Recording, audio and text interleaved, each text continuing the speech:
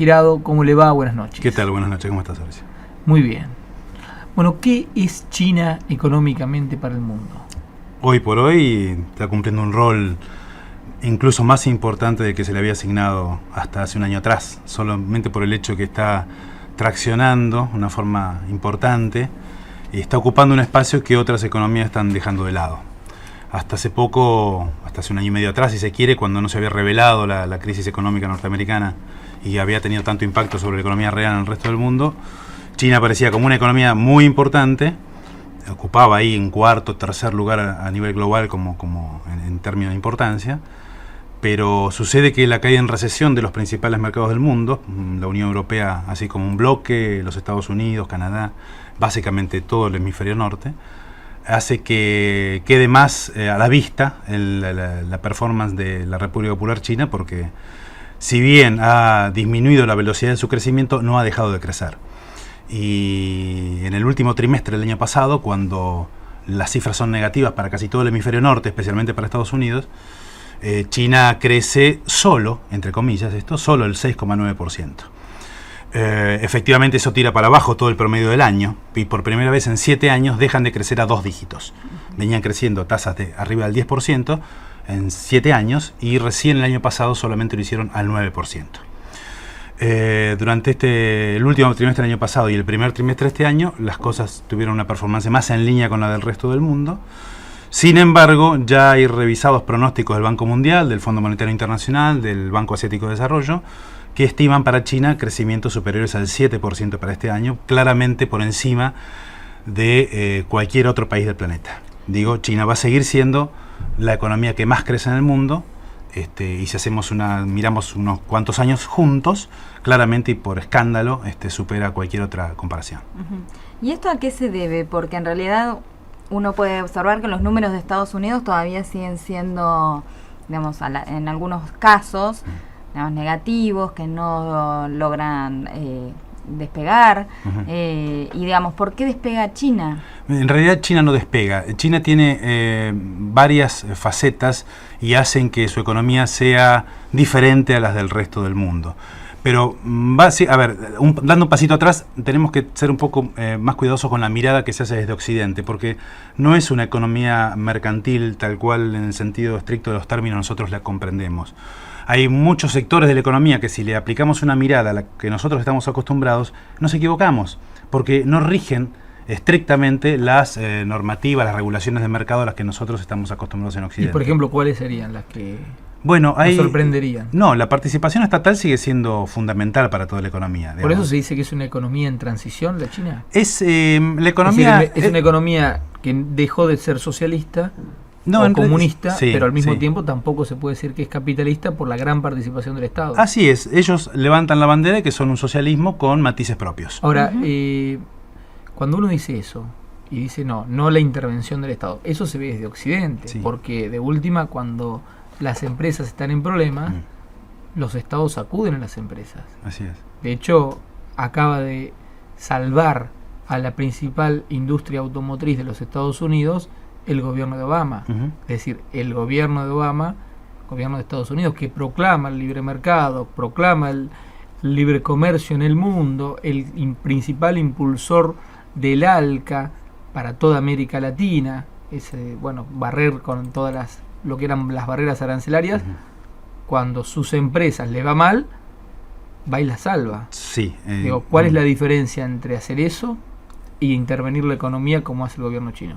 La diferencia es del 100%, exactamente al revés. Sucede en la República Popular porque se parte de una economía que es centralmente planificada, donde el poder de acumulación del capital está en manos del Estado, para pasar a, una vez que es socio del Club Global a partir de la entrada en la OMC, comienza a adoptar las pautas de comportamiento y se compromete a hacerlo en todos los sectores de la economía, porque necesita formar parte del club.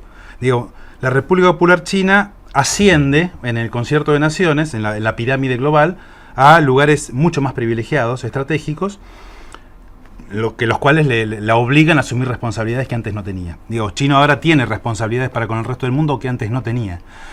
Esto fue bastante fácil de ver en la crisis asiática, ¿recuerdan? Hace 10 años, 97, 98, En esa crisis, todas las economías vecinas a China devaluaron sus monedas y entraron en una gran carrera de devaluar sus propias monedas para ganar en competitividad, porque tenían una performance externa muy pobre. Y China, la forma que tuvo de participar de esa crisis fue no compartiendo esa política. China no devaluó, y China fue la gran aspiradora de los productos que les empezaban a sobrar a todos sus vecinos asiáticos. La presencia de China, en estricto sentido geopolítico, fue fundamental para que esas economías salieran en 1 año y medio, 2 años a lo mucho, de una crisis fenomenal que no habían tenido en 40 años. Hoy podemos esperar de China un comportamiento bastante parecido, y eso está convirtiendo a China en mucho más par de la economía que es hegemónica en sentido tecnológico, político y económico del mundo, que sigue siendo los Estados Unidos de Norteamérica. Ahora, China se me ocurre que debe plantear algún esquema de seguridad para el mundo privado, para, digamos, que vayan las empresas y se instalen en ese lugar, ¿no? Más allá de, por ejemplo, la inseguridad que puede dar la participación del Estado acá en la Argentina. Sí, en parte esta respuesta viene con la pregunta de Horacio recién. Precisamente hay quienes atribuyen al éxito de la performance de China desde el 79 hasta ahora, los últimos 30, 40 años, a las distintas oleadas de inversión extranjera que ha recibido. Se dice que en una primera instancia el dinero extranjero fue a la República Popular China para aprovechar el famoso tema de la mano de obra barata, de lo que estaban hablando ustedes hace un instante. Efectivamente, China era una excelente plataforma de exportaciones. Se iba allí, se producían bienes livianos, digamos, de básica tecnología, pero centralmente de mano de obra barata, y se exportaba desde allí productos que obviamente eran más baratos y muy competitivos a nivel global. Una segunda oleada va a China para ampliar la capacidad de producción, porque China en sí mismo se convirtió en un mercado para esos mismos productos. Entonces las multinacionales que habían radicado sus inversiones en China amplían su capacidad de producción, pero ya para abastecer al propio mercado chino. Una tercera oleada, ya más reciente, de hace unos 15 años a esta parte, se le atribuye a que, como China ya es un gran mercado en sí, potencial, porque son muchos millones de personas, los capitales, como China no formaba parte de la Organización Mundial de Comercio, había muchas trabas y muchas regulaciones que no eran asequibles con los comportamientos mercantiles occidentales. Entonces muchas trabas para comerciar con China en terreno aduanero, básicamente. Fitosanitarias, zoosanitarias, pararancelarias, cualquier cantidad de medidas que hacían muy difícil comerciar con China. ¿Cómo haces para comerciar con un país que tiene tantas dificultades para comerciar contigo? Bueno, vas y te instalas en él. Entonces, si no podés... Y una última está más referida a cuestiones especulativas, que tiene que ver con el tema de la moneda, y que ustedes insinuaron al comienzo del programa, con el yuan renminbi. Pero la presencia de las transnacionales en territorio chino explican más de la mitad de las ventas que hace China y más de en realidad el 52% de las compras que hace China. Si no hubiese capitales transnacionales en su territorio, quizás no estaríamos hablando del famoso milagro chino. Estamos en diálogo con Gustavo Alejandro Girado, economista, especialista en temas de economía internacional, sobre todo la economía china, economía de Asia. Los invitamos hasta las 12 de la noche en esto que son de récord, pero antes lo invito yo al señor Girado, le invito a Laura Ojeda a escuchar un poquito de música. China sí comenzaba a crecer. Hay una cuestión que está directamente vinculada con este régimen de partido único, del partido político más grande de todo el mundo, que es el Partido Comunista Chino, que elabora planes quinquenales desde hace, unos 30 años y que se vienen cumpliendo con una exactitud asombrosa. En esos planes quinquenales de desarrollo se contempla por parte del Buró Político del Partido Comunista una mejora del bienestar promedio de la sociedad, como un target, como un objetivo político indispensable para poder continuar teniendo las riendas, de la administración de la República Popular China. Esto hace que cualquier análisis técnico determine algo así como que China no puede dejar de crecer, no puede crecer menos del 6,5% anual, porque China tiene que anualmente generar no menos de 11 millones de puestos de trabajo. Eso es por la cantidad de gente que ingresa al mercado laboral, por la cantidad de estudiantes que regresan al país a aplicar lo que estudiaron en terciario o en universidad en el extranjero, y por la cantidad de gente que queda desempleada a partir de la reconversión de las compañías estatales, que desde el 79 en adelante vienen cerrando, vienen fusionándose, pero básicamente cerrando, generando, digamos, una tasa de desempleo importante para un país que por una cuestión de objetivo político no puede tenerla, no puede ser un número muy grande. Entonces, esa gran cantidad de gente que anualmente se incorpora al mercado de trabajo, hay que darle algún tipo de cabida. No solo eso, sino que al resto de la gente, el resto de la población, que es mucha, como ya todo el mundo sabe, debido al vínculo que ya tiene China con el resto del planeta, observa cuáles son los beneficios del multilateralismo, de un comercio creciente, de las inversiones extranjeras en su propio territorio. Entonces, es natural que la mayoría de la población china desee por lo menos estar mejor que antes. Eso haría eventualmente que no tuviesen más problemas como el de Tiananmen de 1989. Esto es, garantizarse que la gente esté un poco mejor cada año con respecto al año anterior, le daría un sustrato sólido al Partido Comunista Chino para poder seguir conservando el poder político y, por supuesto, las pautas de desarrollo y seguir guiándolas. Y estos planes quinquenales que vos decís, ¿hasta cuándo están previstos? Porque entonces si tienen un objetivo que desde hace 30 años vos decís que lo están cumpliendo, también, digamos, hay que leer los planes quinquenales de China. Así es, el último es 2006-2011 y parte del último del 2000-2005 con un alto grado de cumplimiento. Un altísimo porcentaje en el cumplimiento de cada uno de los desarrollos sectoriales, pero claro, todo desarrollo, más en una economía en vías de desarrollo, que tiene, no olvidemos esto, China es el segundo país con mayor cantidad de pobres del mundo, luego de la India. Entonces, China es, y esto es muy importante recalcar para cualquier abordaje que se haga de la cuestión china, China es un país que hoy está compitiendo en algunos segmentos de alta tecnología con la principal economía del planeta, esto es Estados Unidos. En algunos mercados compite directamente con ellos, pero también es el país con la segunda cantidad de pobres más grande del mundo.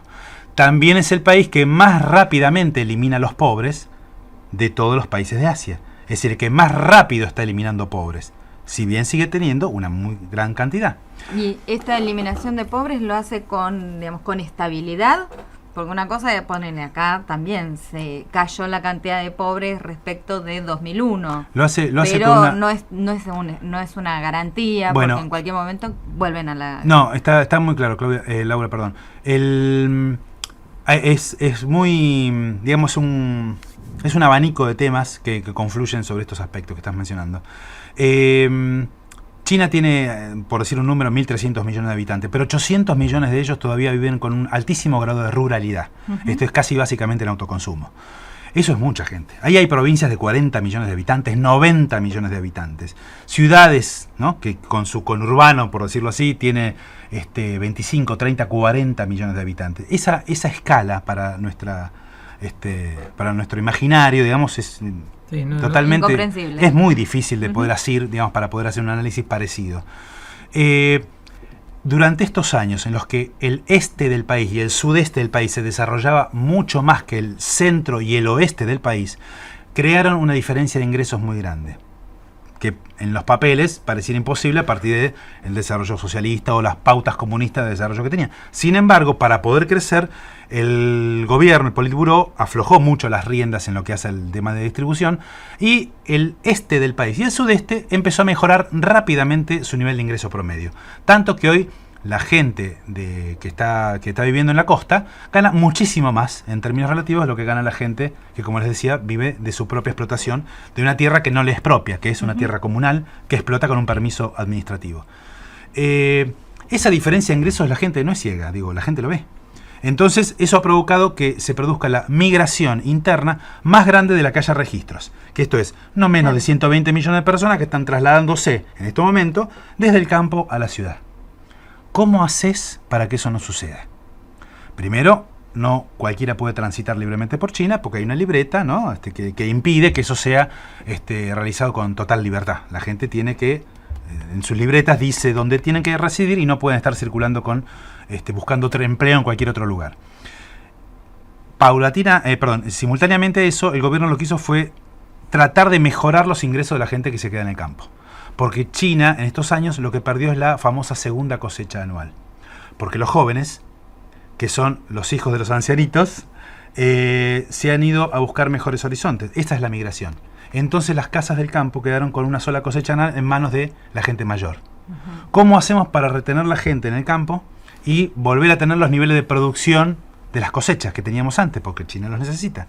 Bueno, bajemos impuestos, mejoremos el sistema sanitario, mejoremos su sistema educativo. Hoy en el campo en China, desde el 1 de enero del 2008, pagan 0 de impuestos. 0. Hubo 2 cambios constitucionales en los últimos 18 meses, el último bastante importante, que le da mucha prerrogativa al campesino para que se haga de la producción de su propio lote. Esto es, no tiene la propiedad, pero puede utilizar la tierra como si fuera propia, puede alquilarla, subarrendarla, que son pautas pero totalmente desconocidas para 2 generaciones de chinos. Claro. Y esto, digamos, ha relajado de alguna manera esta fortísima presión popular sobre los centros urbanos, que obviamente como consecuencia colapsan el sistema de infraestructura, colapsan en todo sentido. Sí, inseguridad, todo. Ahora, Gustavo, cuando hace un ratito decías que en realidad la economía china no puede permitirse de alguna forma crecer a menos del 5 o 6% porque puede ocurrir una nueva revolución en China, porque la sociedad que ingresó a la clase media no va a permitir volver a estar empobrecida. Y eso, bueno, más allá de que puede ser discutible o no, lo cierto es que la Argentina, además de tener como principal socio comercial a Brasil, tiene entre los primeros socios comerciales a China. Y precisamente China es el principal consumidor de soja argentino. Sí, así es. ¿Por qué crees que la estrategia de la Argentina, porque analizando lo que vos decís, parece que la estrategia del gobierno de Cristina Fernández de Kirchner es muy equivocada, diciendo no solo que la soja es un yuyito, sino que criticando el monocultivo o desalentando a la gente del campo que siembre soja, cuando en realidad hoy por hoy, y vista la crisis internacional, se ve que la Argentina podría de alguna forma anclarse en las ventas a China de soja como uno de los principales productos a vender y mantener sustentable su economía, más allá de que después pueda incorporar tecnología a las ventas, hacer un país mucho más industrial. Sí. Lo cierto es que si China va a seguir consumiendo soja y la Argentina puede proveerlo, estaría casi garantizado también un arrastre del crecimiento chino hacia la Argentina. ¿O es muy inexacto lo que digo? No, para nada, me parece una buena observación. Nuestro vínculo con la República Popular China por el lado del comercio, en lo que hace a nuestras ventas, están absolutamente, muy fuertemente concentradas en el complejo leginoso. No solo soja en grano, sino soja en aceite, torta, pellets y cualquier otro tipo de producto que es un derivado de la extrusión del grano de soja. Sí, eso es cierto. También es cierto que a comienzos de los 90 nuestro comercio bilateral con China era misérrimo, realmente casi inexistente. Y China era exportador de granos de soja a comienzos de la década del 90, no hace tanto. Argentina le vendía en ese entonces a China, ¿qué cosa? Aceite, porque lo que China no hacía era aplicarle conocimiento a sus granos, tenía todos los granos que precisaba e incluso exportaba granos. Sin embargo, con el correr de los tiempos, China fue creciendo y fue necesitando más, al punto tal que no le alcanzó lo propio que hacía, sino que empezó a demandar. La demanda viene siendo abastecida, como bien dijiste, por los Estados Unidos, por Brasil y por la República Argentina. Durante la década del 90, China, como no solo en el sector oleaginoso, sino en casi todos los sectores, aprendió a hacer lo que no sabía hacer. Entonces hoy China también hace aceite de soja. Durante los 90, Argentina dejó de vender el aceite porque China aprendió a hacerlo, y básicamente con ingenieros argentinos que fueron para allá. Y hacia fines de la década del 90, comienzo del nuevo siglo, China está la velocidad de está la dinámica de desarrollo que tiene, que no le alcanza ni el aceite ni su propio grano. ¿A qué voy con esto? Estados Unidos le exporta una determinada cantidad de soja a China, pero es un importante consumidor de soja en los Estados Unidos. Brasil aproximadamente le exporta la mitad de lo que hace, porque la otra mitad se la consume. En cambio, Argentina exporta el 90% de lo que hace, porque acá consumimos muy poca cantidad. Por eso, como bien dijiste, China es un target muy importante para comprender la performance del comercio exterior argentino, y sí creo que en el futuro China puede ser un importante anclaje para nuestro comercio exterior. pero que el arbolito famoso no nos tape el bosque. Hay cuestiones también muy importantes que hacen este vínculo. Entiendo que China no solo se va a desarrollar en este segmento, sino también en otros en los cuales Argentina podría llegar a aprovechar algún otro nicho. En referencia a lo que venías diciendo, que advertías sobre el final, lo dejaste así sin más aclaratoria, no nos dio el pie para que le preguntáramos, que la soja no es el único segmento en el cual hay que poner atención, digamos, que si la Argentina empieza a abrir su cabeza, digamos, podría entrar en otros segmentos de negocios. La idea, bueno, saber cuáles son esos segmentos que te parece a vos que se pueden abrir para los argentinos. En realidad, el Asia-Pacífico es toda una región que comercialmente ha crecido tanto durante la última mitad del siglo pasado, que ya desde finales se hablaba de que el siglo XXI iba a ser el siglo del Pacífico Asiático, porque el comercio que hay en el Pacífico ya supera con creces el que hay por el Atlántico, y no necesariamente hablamos del hemisferio norte. El tránsito de mercancías que hay es tan impresionante que hay economías como Singapur, por ejemplo, que es una ciudad-estado de 3 millones de habitantes, donde los puertos funcionan 24/24, digamos. Están iluminados, no hay prácticamente diferencia entre el día y la noche. Hay 3 turnos de 8 horas de las personas que trabajan en el puerto, porque son lugares de transferencia de mercancías más importantes del mundo, junto con Hong Kong, y luego recién lejos viene algún puerto alemán y todo eso. Claro, lo que fue Rotterdam a lo mejor muchos años atrás, ¿no? Claro, y porque el tránsito de contenedores por esa región es impresionante. En ese sentido, como decía tu compañero, la República Popular China se destaca para nosotros como un comprador de productos derivados del complejo oleaginoso, bárbaro. Pero en realidad eso tiene un impacto muy fuerte estos últimos tiempos debido al precio que adquirieron la soja y sus derivados.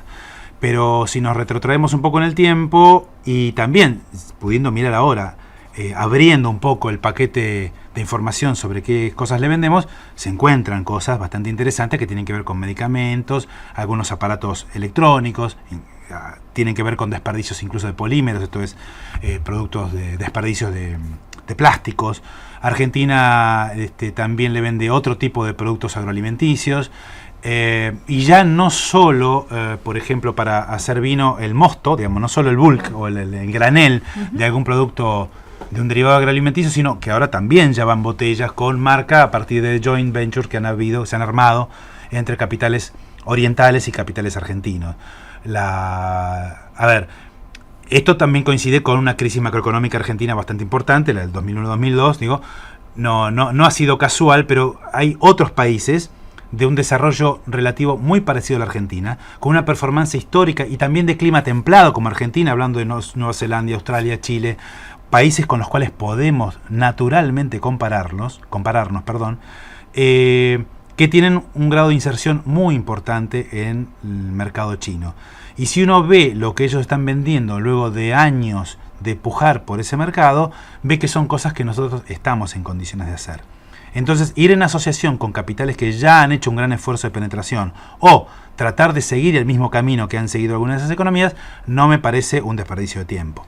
Porque con Oriente, a diferencia de nuestros viejos y queridos socios acostumbrados de Occidente, si bien son mercados en los cuales es difícil penetrar, lo que se gana es un comprador ad eternum. Digamos, lo que se tiene es un mercado asegurado de gente con alto poder adquisitivo que va ascendiendo anualmente en la escala de valor del producto que consumen, y ya de la proteína vegetal están pasando a la proteína animal, entonces consumen más todos los productos que sirven para alimentar los animales, por eso ya no son los famosos orientales del arroz, sino el pollo, que precisamente utilizan mucho grano para alimentarlo, la carne de cerdo, una de las principales comidas, para lo cual utilizan mucho grano también para alimentarlo, y hay muchos derivados de esos productos que hacen que el chino, como tiene una escala de ingresos promedio mayor, tiene la posibilidad de acceder a cosas que antes no podía. Entonces, demanda productos de más calidad, y China en sí demanda proveedores de largo plazo y confiables de buena calidad.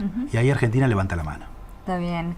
¿Y cómo ves entonces que, digamos, que se pueda acercar a alguna persona que tiene algún negocio, digamos, porque también vos como que apuntás que hay un segmento gourmet, tal vez muy interesante, o productos boutique, digamos, en donde tiene un excelente terreno, ¿no? Sí, en ese caso particular yo no, esto ya es más personal, pero no estoy tan seguro si empezaría a trabajar con China, Ajá. porque me parece que las dificultades por el idioma, la logística y el hecho de no conocer cómo funcionan No es tan simple. No es tan simple y no es para cualquiera tampoco, si bien el Estado digamos, hace su aporte bastante importante de mi punto de vista para que eso sea posible. Claro, porque digamos desde la Cancillería, ¿no? Hay programas sí, para sí.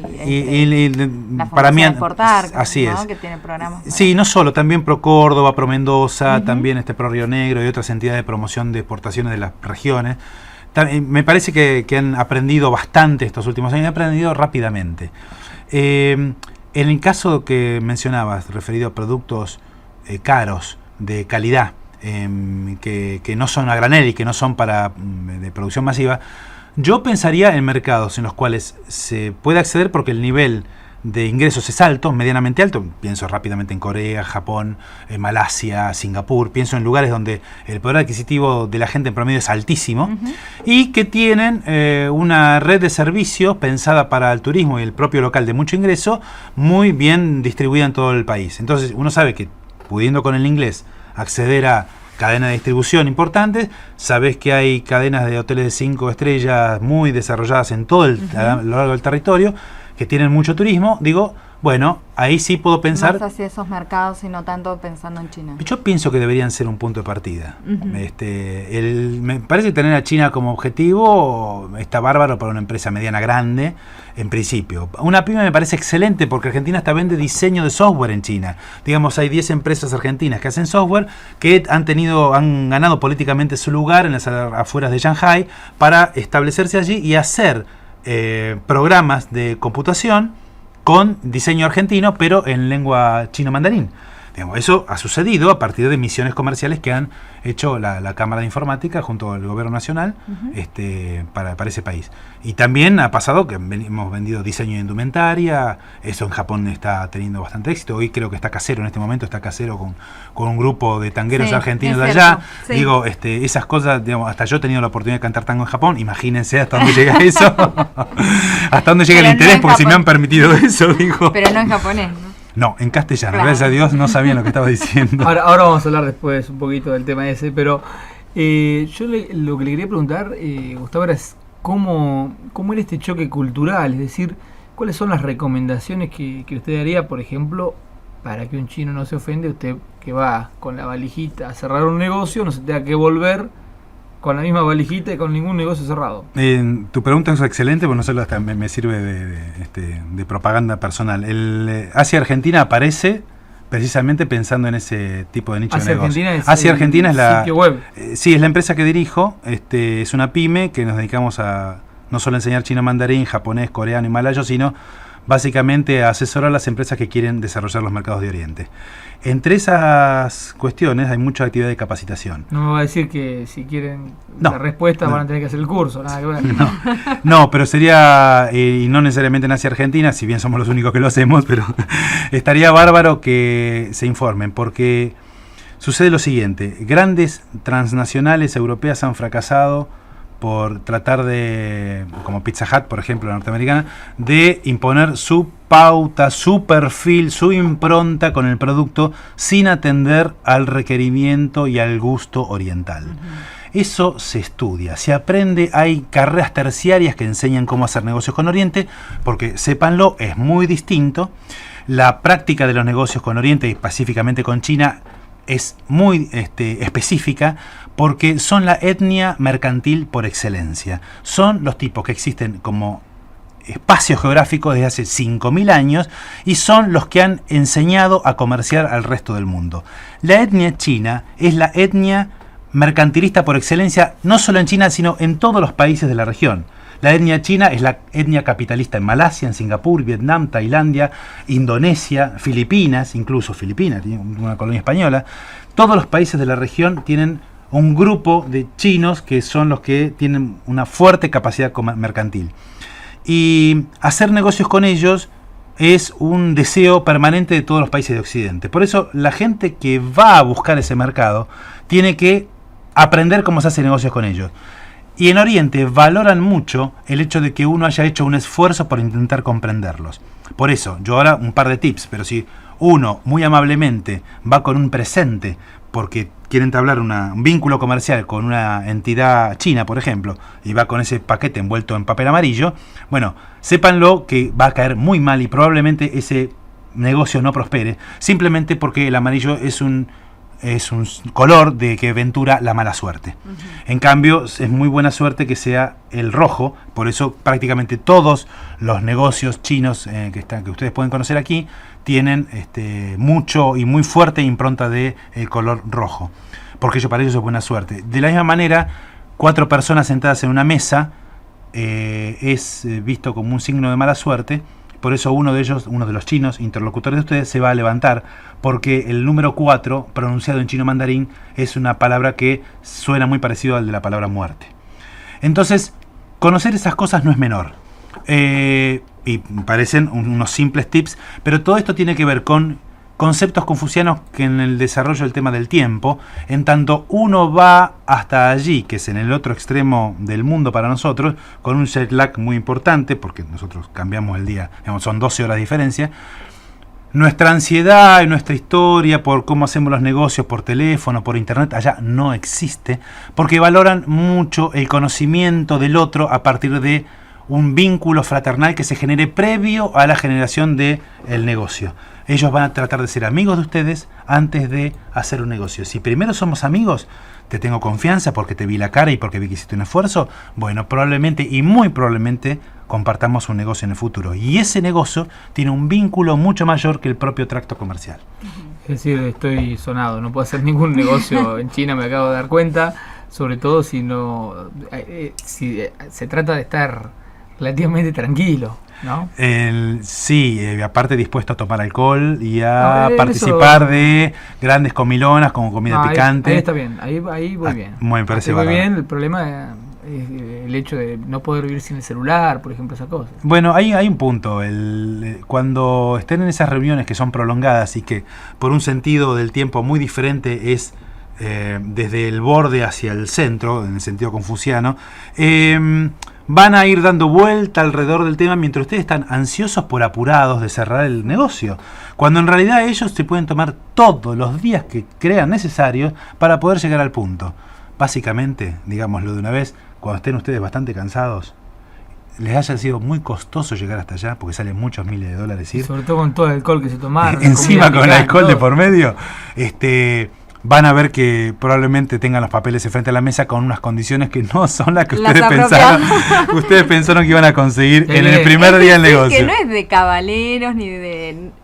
lo que buscan es el agotamiento del otro. Eso es como si querés ponerle la pátina de socialismo a este sistema de gestión mercantil que tienen de la economía. Si uno quiere ponerle un latiguillo, quiere poner una muletilla, quiere estigmatizarlo con algún nombre, bueno, pienso que puede también equivocarse, así como si habla de socialismo puro o capitalismo puro. No es ni una cosa ni la otra, claramente.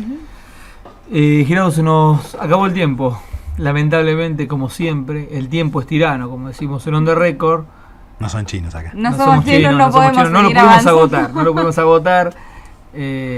Particularmente me encantó la entrevista. Creo que bueno, se dicen cosas que solo a la gente que realmente sabe del mercado chino puede decirlas, porque de China se tiene una gran confusión. Por un lado, es una gran economía, es el motor, uno de los motores del mundo.